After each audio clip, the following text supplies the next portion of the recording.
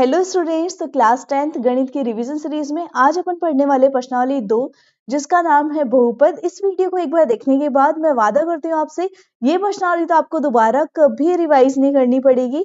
हमने बहुत सारी रिसर्च करके पिछले साल के पेपर देख के नए एग्जाम पैटर्न को ध्यान में रखते हुए ये रिवीजन सीरीज बनाई है जिसमें केवल 5 प्रश्नों के माध्यम से अपन पूरा रिवीजन करने वाले हैं। सबसे पहले अपन बात करते हैं, देखिए इस प्रश्नावली से बोर्ड में कितने नंबर के प्रश्न आएंगे, कैसे प्रश्न आएंगे और कौन से प्रश्न आएंगे। इस प्रश्नावली से एक बहुविकल्पीय प्रश्न आएगा जो कि 1 नंबर का होगा, एक अति लघुरात्मक प्रश्न आएगा वो भी 1 नंबर का होगा, एक लघुरात्मक प्रश्न आएगा जो कि 2 नंबर का होगा। तो ऐसे करके ये प्रश्नावली 4 नंबर की है। ये वीडियो पूरा देखिए, आपके 4 नंबर बोर्ड में पूरे तरीके से पक्के हो जाएंगे। तो चलिए शुरू करते हैं। पहले एक बार 2025 में आए हुए प्रश्न अपन फटाफट देख लेते हैं। तो देखिए जो बहुविकल्पीय प्रश्न आए थे वो कुछ इस प्रकार के थे। पहला प्रश्न था, यदि बहुपद 2x² प्लस एक्स प्लस के का 103 है तो k का मान ज्ञात करो। देखिए इसका 103 है मतलब ये x का मान है, तो जहां पे भी x है वहां अपन 3 रख लेते हैं, प्लस x की जगह अपन 3 रख लेते हैं, प्लस k बराबर में क्या हो जाएगा 0। इसको अगर हम हल करें तो क्या आएगा, देखिए 3 3 9, 9 दूनी 18, 18 और 3 कितने हो जाएंगे 21, 21 प्लस k बराबर 0। तो k का मान हमें क्या मिलेगा, यहाँ से प्लस के 21 से उधर जाएंगे तो माइनस के 21। कौन सा ऑप्शन सही हो जाएगा, सर। दूसरा प्रश्न देखिए, यदि एक द्विघात बहुपद के शून्यकों का योग तथा गुणनफल क्रमशः 5 व 6 है तो द्विघात बहुपद लिखिए। तो देखिए द्विघात बहुपद हम कैसे लिखते हैं, x² माइनस शून्यकों का योग कितना दिया है आपको 5, x प्लस शून्यकों का गुणन। यहाँ पर एक सूत्र का प्रयोग करते हैं, x² माइनस शून्यकों का योग x प्लस शून्यकों का गुणन। तो ऑप्शन कौन सा सही हो जाएगा यहाँ पे द। ये एक एक नंबर के प्रश्न थे। एक ये प्रश्न आया था पिछले साल जो 2 नंबर का था। देखिए इसको किस प्रकार से हल करेंगे, यदि द्विघात बहुपद 3x² माइनस 5x प्लस 9 का शून्यक अल्फा और बीटा हो, अल्फा प्लस बीटा और अल्फा बीटा ज्ञात कीजिए। इस प्रकार के प्रश्न को करने के लिए आप क्या करेंगे, सबसे पहले जो समीकरण दिया गया है उसे लिख लेते हैं। अब हम इसकी तुलना इस वाले समीकरण से करते हैं, ax² plus bx plus c से करते हैं ताकि हमें a, b और c के मान प्राप्त हो जाए। तो यहाँ से देखिए a का मान हमें कितना प्राप्त होगा 3, b का मान कितना प्राप्त होगा माइनस के 5 और c क्या हो जाएगा हमारा 9। अब अपन शून्यकों का योग और गुणन लिख लेते हैं। तो देखिए शून्यकों का योग अल्फा प्लस बीटा बराबर क्या होता है माइनस के b बटा a। माइनस लगाते हैं, b का मान क्या है हमारा, ये भी माइनस में है तो इसको अपन ब्रैकेट में लिख लेते हैं, माइनस के 5 बटा a कितना है हमारा 3।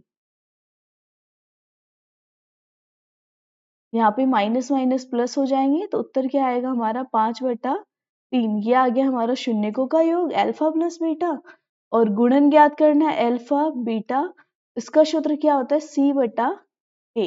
मान रख लेते हैं, c का मान कितना है 9 और a का मान कितना है 3, तो इधर क्या आ जाएगा 9 बटा 3।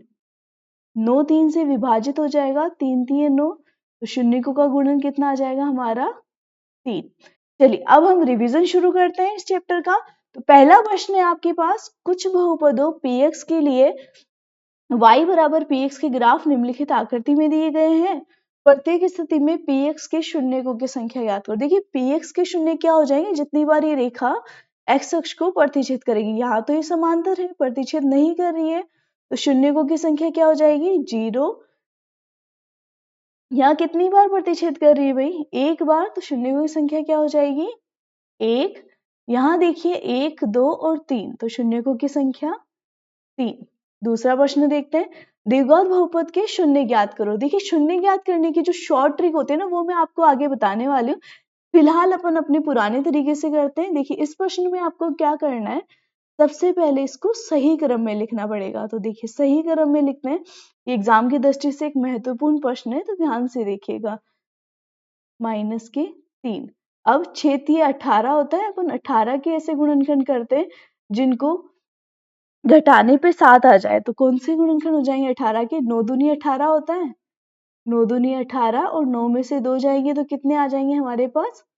7। तो हमारे गुणनखंड क्या हो जाएंगे? 9 और 2। यहाँ लिखते हैं 6x²। माइनस और माइनस का चिन्ह होता है तो गुणनखंड आपको पता है माइनस और प्लस में होते हैं। माइनस का 3 ही रहेगा। यहाँ पे लिखेंगे 9x और यहाँ लिखेंगे 2x। अब अपन कॉमन ले लेते हैं। देखिए संख्याएं 6 और 9 है, 3 के पहाड़े में आती है, 3 कॉमन आ जाएगा। x² और x में से x कॉमन आ जाएगा, ब्रैकेट बनाते हैं। 3 के पहाड़े में 6 कितनी बार में आता है? 2 बार में। x से x² था तो x बचेगा वहां पे एक, माइनस 3 के पहाड़े में 9 कितनी बार में आते हैं? 3 बार में। x अपन बाहर लिख चुके हैं, ब्रैकेट बंद करते हैं। इन दोनों संख्याओं में कुछ भी कॉमन नहीं आ रहा है। जब कुछ भी कॉमन नहीं आता तो अपन क्या लिखते हैं? 1। ये संख्याएं ऐसे ही आ जाएगी यहाँ पे वापस 2x माइनस 3। अब 2x माइनस 3 अगर आपने सही किया है तो ये दोनों जगह बराबर आएगा। इसको एक बार लिख लेते हैं। यहां से क्या बचा हमारे पास? 3x प्लस 1 बराबर में 0 रखते हैं। अब दोनों समीकरण के अलग अलग 0 रखते हैं। देखिए 2x माइनस 3 बराबर 0 और 3x प्लस 1 बराबर 0। तो x का मान हमें यहाँ से क्या प्राप्त होगा? प्लस का 1 उधर जाएगा, माइनस का 1 बटे में 3। हाँ, यहाँ से माइनस के 3 थे, उधर जाएंगे प्लस के 3 बटे में 2। इस प्रकार हमारा क्वेश्चन पूरा हो जाता है। थर्ड क्वेश्चन देखिए। अच्छा क्या होता है जब द्विघात समीकरण आपको हल करने, शून्य ज्ञात करने, अगर समीकरण ax² plus bx plus c की टर्म में होता है तब तो अपन इस तरीके से हल करते हैं। इसके अलावा दो और तरीके के प्रश्न आते हैं। देखिए एक इस तरीके का प्रश्न आता है, अगर आपके पास बीच में प्लस दे रखा है और दो ही पद हैं तो देखिए यहाँ पे गुणनखंड नहीं करते हम, यहाँ कुछ ना कुछ कॉमन लेंगे। हमेशा जब आपके पास दो ही पद है, बीच में प्लस का चिन्ह है, तो यहाँ गुणनखंड कैसे होंगे? कॉमन लेके। तो देखिए 4 दोनों संख्याओं में कॉमन आ जाएगा, u दोनों में कॉमन आ जाएगा, दोनों जगह है। ब्रैकेट बना देते हैं। यहाँ से 4 हम बाहर ले चुके हैं, u² में से u बचेगा, प्लस का प्लस, 4 के पहाड़े में 8 कितनी बार में आएंगे? 2 और u अपन बाहर लिख चुके हैं तो बराबर में 0। दोनों पक्षों के बराबर में 0 कर देते हैं। 4u बराबर 0 और u प्लस 2 बराबर 0। तो u के मान हमें प्राप्त हो जाएंगे यहाँ पे जो कि शून्य होते हैं। 4 को उधर भाग करेंगे तो क्या आ जाएगा? 0। u बराबर प्लस के 2 थे, उधर जाएंगे माइनस के 2। तो हमारे शून्य क्या हो जाएंगे? 0 और माइनस के 2। इस प्रकार के प्रश्न में तो आपको कॉमन लेके करना अगर बीच में प्लस का चिन्ह है। अब अगर बीच में माइनस का चिन्ह है और दो पद है तो संभवतः यही आइडेंटिटी लग रही होगी, a² माइनस b²। ये सर्व समीकरण तो याद होगी सबको, a प्लस बी और a माइनस बी। तो देखिए इसको हम इसमें बदलते तो t तो स्क्वायर है हमारे पास, 15 किसी का स्क्वायर नहीं होता है। मतलब 15 को आप रूट में नहीं लिख सकते, किसी नंबर के स्क्वायर में नहीं लिख सकते, तो हम रूट में लिख लेते हैं। रूट 15 का स्क्वायर कर सकते हैं, 15 ही रहेगा। इस प्रकार हम इसको इस तरीके में बदल लेंगे, बराबर में 0। तो ये अब किस प्रकार का हो गया? a² minus b²। तो इसको हम क्या लिख सकते हैं? एक बार t माइनस रूट 15 और एक बार t प्लस रूट 15। तो t के मान क्या प्राप्त होंगे हमें? यहाँ से t बराबर देखिए माइनस का रूट 15 था, उधर जाएगा प्लस का रूट 15, यहाँ से प्लस का रूट 15 उधर जाएगा माइनस के रूट 15। तो शून्य क्या हो जाएंगे इसके? रूट 15 और माइनस की रूट 15। शून्य ज्ञात करने क्वेश्चन बहुविकल्पात्मक क्वेश्चन में अगर आता है तो उसके लिए शॉर्ट ट्रिक मैं आपको आगे बताने वाली हूँ। देखिए यहाँ ये क्वेश्चन आप ध्यान से देखिएगा, क्योंकि बहुविकल्पी प्रश्न में अगर आप छोटे तरीके से हल करते तो आपके समय की बचत हो जाएगी। तो देखिए सबसे पहले हम क्या करेंगे? 7 के गुणनखंड सोचेंगे। 7 के गुणनखंड कैसे? जिनको गुणा करने पे 10 आए तो गुणनखंड क्या हो जाएंगे? 5 और 2। 5 दूनी 10 होता है, ठीक है। अब देखिए प्लस प्लस का चिन्ह था, गुणनखंड प्लस प्लस होंगे और पक्षांतर करेंगे तो चिन्ह क्या आ जाएगा, माइनस माइनस। इसके साथ ही इनके बटे में अपन एक्स स्क्वायर का गुणांक लिखा करते हैं, तो यहाँ तो एक्स स्क्वायर का गुणांक 1 है, 1 से विभाजित करने का कोई मतलब नहीं है, तो -5 और -2 ये हमारा उत्तर हो गया। आपको उतने बड़े तरीके से नहीं करना पड़ेगा। इसी प्रकार से ये वाला प्रश्न देखिए, यहाँ क्या है बीच में 4, तो अपन 4 के गुणनखंड लिखते हैं।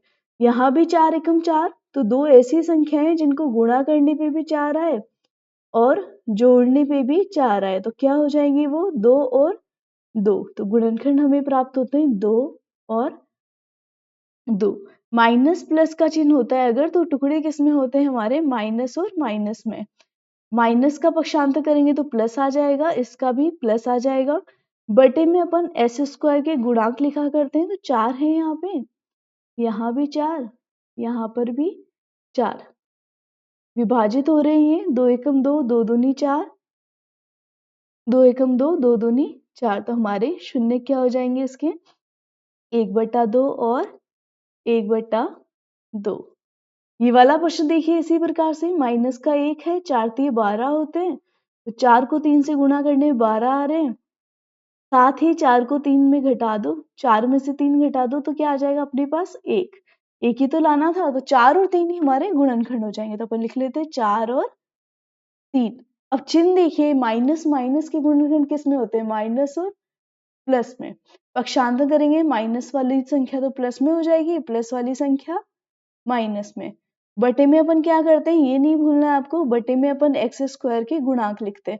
यहाँ पे 3 था, यहाँ पे भी 3, तो हमारा उत्तर क्या हो जाएगा, देखिए 3 से 3 विभाजित हो जाएगा एक बार, तो हमारा उत्तर क्या हो जाएगा, शून्य क्या हो जाएंगे इसके, 4/3 और माइनस का 1। इस प्रकार आप प्रश्न देखते ही उत्तर बता देंगे, आपका बहुत सारा समय बच जाएगा बहुविकल्पात्मक प्रश्न करने में। चौथा क्वेश्चन करते हैं, निम्नलिखित द्विघात बहुपद के शून्य ज्ञात कीजिए और शून्य और गुणांकों के बीच संबंध सत्यापित कीजिए।